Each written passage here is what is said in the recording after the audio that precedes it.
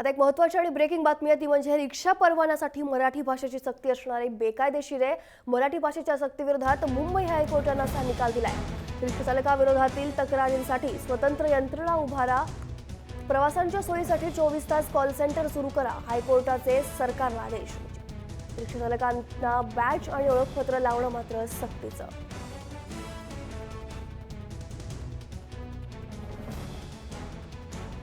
विशाल सिंग आपले प्रतिनिधी आपल्यासोबत आहेत। विशाल, काय अधिक माहिती आहे रिक्षा परवान्यांसाठी जे आहे ते नवीन निर्णय आदेश जो आहे तो हायकोर्टाने दिलेला आहे, काय सांगा? द्वितीय जर आपण बघाल तर राज्य सरकारने एक परिपत्रक काढला होता। त्यानुसार ऑटो रिक्षाच्या परमिटसाठी मराठी भाषा अनिवार्य होता, असा तो परिपत्रक होता।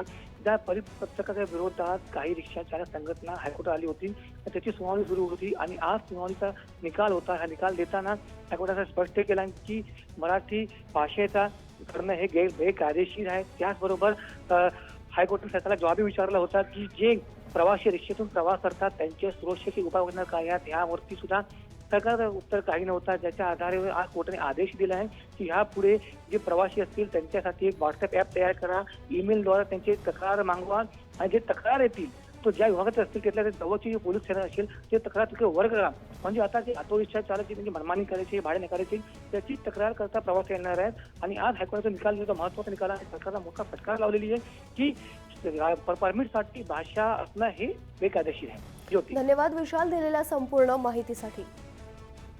अतिशय महत्त्वाचा असा निर्णय घेतलेला आहे हायकोर्टानं। रिक्षा परवान्यांसाठी मराठी भाषेची सक्ती जी केली जात होती ती आता बेकायदेशीर म्हटलेलं आहे।